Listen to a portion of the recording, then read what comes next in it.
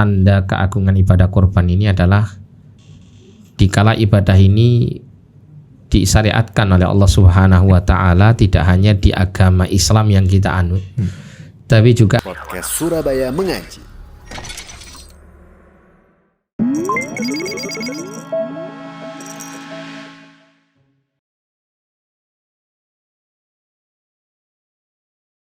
Bismillahirrahmanirrahim. Assalamualaikum warahmatullahi wabarakatuh. Alhamdulillah wassalatu wassalamu ala rasulillah ya amma ba'du. Kembali lagi bersama kami di podcast Surabaya Mengaji yang akan membahas tentang topik-topik menarik yang sedang hangat. Bersama kita sekarang Ustadz Muhammad Syahputra hafizahullahu ta'ala. Assalamualaikum Ustadz. Waalaikumsalam Masya warahmatullahi. Allah. Gimana kabarnya Ustadz? Baik. Baik, Masya Allah.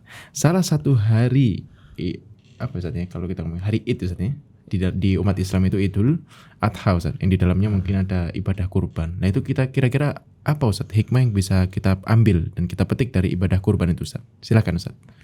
Ibadah kurban ini satu ibadah yang sangat agung di sisi Allah ya. Di antara tanda keagungan ibadah kurban ini adalah dikala ibadah ini disyariatkan oleh Allah Subhanahu wa taala tidak hanya di agama Islam yang kita anut, tapi juga agama Islam yang dibawa oleh para nabi dan para rasul sebelumnya. Ya, yang mana kita dapati juga di dalam agama yang lain pun gitu ya. Ternyata kita dapati ada peribadatan yang erat kaitannya dengan penyembelihan hewan sebagai bentuk penyembahan kepada Tuhan yang lain ya, bagi mereka yang beragama lain. Ini menandakan bahwasanya ibadah semacam kurban ini adalah ibadah yang sangat mulia. Dan di dalam Al-Quran Allah Subhanahu wa ta'ala menyebutkan tentang tujuan kurban itu dilaksanakan.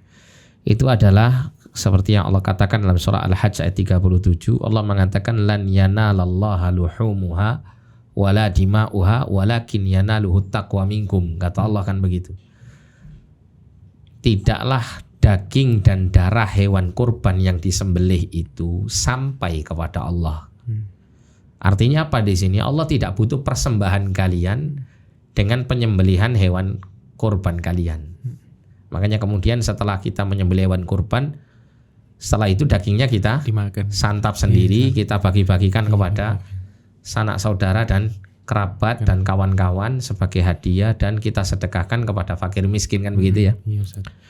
Apa yang sampai kepada Allah walakin yanaluhu taqwa minkum, akan tetapi yang sampai kepada Allah adalah ketakwaan. Nah, inilah hikmah terbesar kita menjalankan ibadah kurban. Kita mewujudkan takwa kepada Allah Subhanahu wa taala melalui ibadah yang mulia ini. Masyaallah. Kemudian yang kedua ya, kalau kita tepatnya pada saat Idul Kurban, ketika pelaksanaan penyembelihan kurban ini, kita mesti teringat dengan seorang nabi beserta putranya, yaitu Nabi Ibrahim alaihissalam dan putranya Nabi Ismail alaihissalam. Yang mana ada sebuah kisah yang penuh dengan hikmah yang luar biasa, dikala Allah Subhanahu wa taala memerintahkan Nabiullah Ibrahim melalui mimpi untuk mengorbankan Ismail putranya kala itu. Falamma balagha sa'ya ya, ketika Ismail di usia mulai bisa membantu urusan orang tuanya ya, yaitu di usia-usia ya mendekati remaja gitu ya, atau usia sudah masuk awal-awal remaja.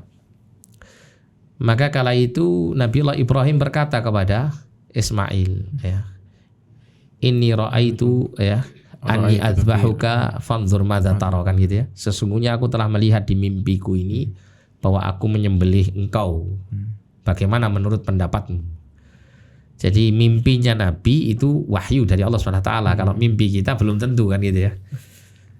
Jadi ketika Nabi Ibrahim melihat di dalam mimpinya ada isyarat perintah Allah Subhanahu wa taala untuk menyembelih Nabiullah Ismail alaihissalam kala itu, maka Nabi Ibrahim menyampaikan kepada Nabi Ismail.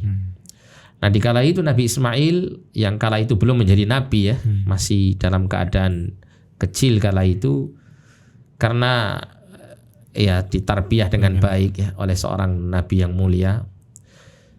Maka yang dikatakan oleh Nabi Ismail alaihissalam kala itu luar biasa, sebuah kalimat yang menandakan betapa besarnya ketaatan dia kepada Allah Subhanahu wa taala dan Rasulnya, yaitu bapaknya sendiri, yaitu Ibrahim alaihissalam.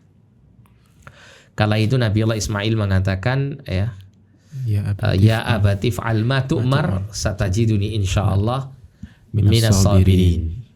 Wahai bapakku yang tercinta. Kata abati itu menandakan adanya kecintaan kepada bapaknya.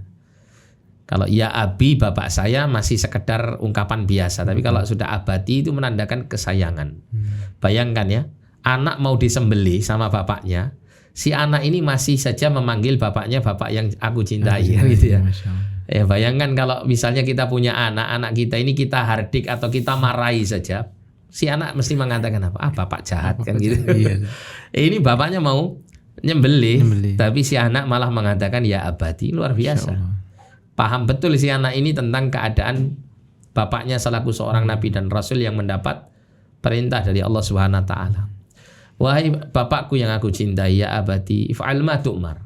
Laksanakan apa yang menjadi perintah yang kau diperintahkan.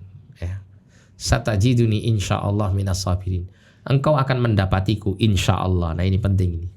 Insyaallah ini maknanya adalah memohon pertolongan Allah Subhanahu wa taala. Niscaya engkau akan dapati aku insyaallah wahai bapakku, dengan kehendak Allah dan pertolongannya aku akan termasuk golongan orang yang sabar menjalankan apa yang menjadi perintah Allah ini. Ini dialog yang luar biasa kalau kita renungi di sini. Di satu sisi Nabiullah Ibrahim diuji oleh Allah Subhanahu wa taala untuk mewujudkan kecintaannya kepada Allah melebihi segalanya. Sehingga sampai Allah perintahkan untuk mengorbankan anak yang paling dia cintai, dia rela untuk melakukannya demi membuktikan kecintaan Ibrahim melebihi kepada Allah Subhanahu wa taala, melebihi daripada kecintaannya kepada yang lain sampai kepada manusia yang paling dicintainya. Di satu sisi bagaimana ketaatan seorang putra Nabi ini, Ismail alaihissalam, dalam menjalankan perintah Allah kemudian perintah bapaknya. Ya.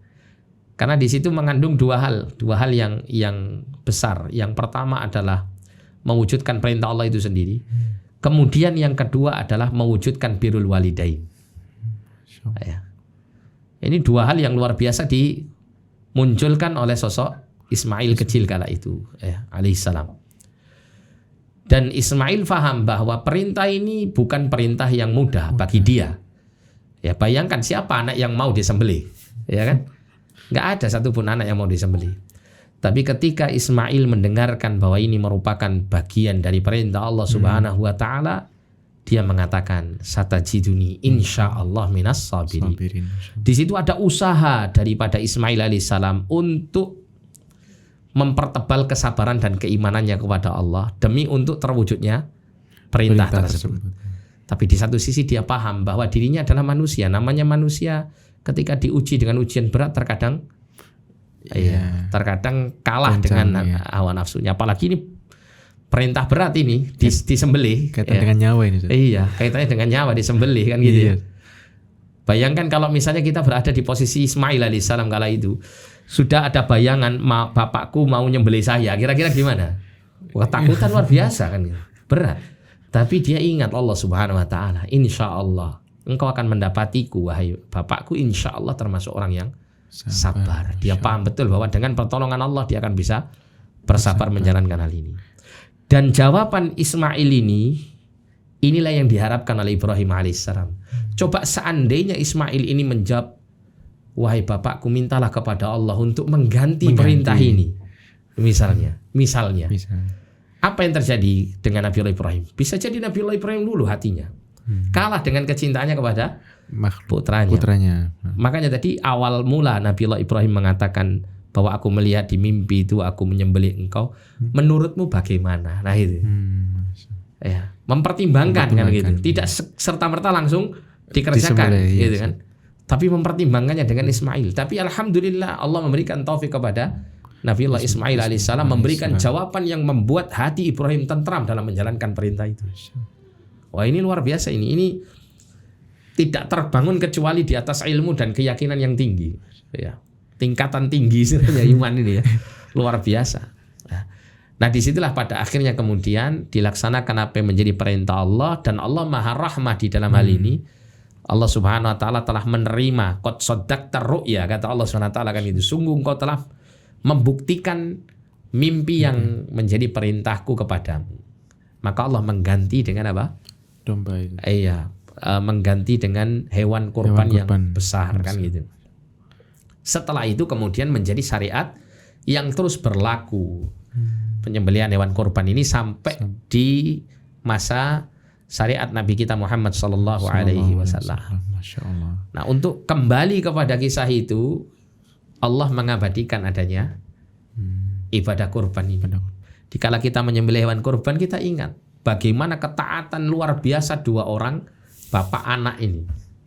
Yang dengan itu kemudian Allah memuliakannya, menjadikan satu ibadah kurban ini sebagai ibadah yang terus terjadi sampai akhir zaman. Masya Allah. Ya. Nah, kaitan di ibadah kurban ini Ustadz, ada yang namanya hari tasyrik. Setelah ibadah kurban ya Ustadz ya. Iya. Setelah Idul Adha itu ada yang namanya hari tasyrik. Nah, itu apa Ustadz pengertiannya? Iya, afwan ya, sebelum kita bahas mengenai tasyrik ini ada satu hikmah lagi yang perlu kita sampaikan juga. Oh iya, Masya Allah. Jadi ketika kita melaksanakan ibadah kurban ini salah satu wujud syukur kita kepada Allah SWT atas nikmat yang Allah berikan ya. Dan ini diisyaratkan pula oleh Allah SWT di dalam Quran surah Al-Kautsar, ketika Allah Subhanahu wa taala berfirman kepada Nabi sallallahu alaihi wasallam, "Inna a'tainakal kautsar." Sesungguhnya kami telah memberikan kepadamu Al-Kautsar. Al-Kautsar ini kalau dimaknakan secara bahasa adalah sesuatu yang sangat banyak gitu ya. Jam'u kathrah. Kathrah itu sudah banyak, kautsar itu lebih banyak lagi nah gitu. Diperbanyak lagi. Artinya apa? Allah sudah memberikan kepada Nabi Shallallahu Alaihi Wasallam itu berbagai macam kebaikan yang sangat banyak. Yang salah satunya adalah telaga Al-Kautsar yang disabdakan Nabi SAW mengenai telaga yang kelak akan didatangi oleh umatnya Nabi Shallallahu Alaihi Wasallam, yang apabila minum darinya maka tidak akan haus selama-lamanya, dan rasa nikmat minuman tersebut warnanya lebih putih daripada susu dan rasanya lebih manis daripada madu. Nah, kata Allah Subhanahu wa taala setelah itu, setelah Allah menjelaskan tentang kenikmatan yang banyak kepada Nabi, mengingatkan kepada beliau tentang nikmat yang besar kepada Nabi SAW, maka Allah perintahkan Nabi untuk bersyukur kepada Allah. Inna a'tainakal kautsar fasalli li rabbika wanhar. Maka hendaklah engkau salat dan sembelihlah hewan kurban. Ada para ulama memberikan penafsiran salat yang dimaksud di situ adalah Idul Adha, salat Idul Adha. Kemudian penyembelihan hewan di situ adalah penyembelihan kurban. Yang mana dua hal ini dilaksanakan ya setelah penyebutan nikmat, yang menandakan bahwa ini termasuk wujud syukur seorang hamba kepada Allah Subhanahu wa taala. Secara khusus syukurnya Nabi Shallallahu alaihi wasallam diwujudkan dengan menjalankan perintah Allah ini, salat Idul Adha sekaligus penyembelihan kurban. Nah, sehingga ketika kita diberikan kelebihan nikmat oleh Allah, kelebihan rezeki oleh Allah Subhanahu wa taala, selayaknya kita bersyukur dengan kita menyembelih hewan kurban ini.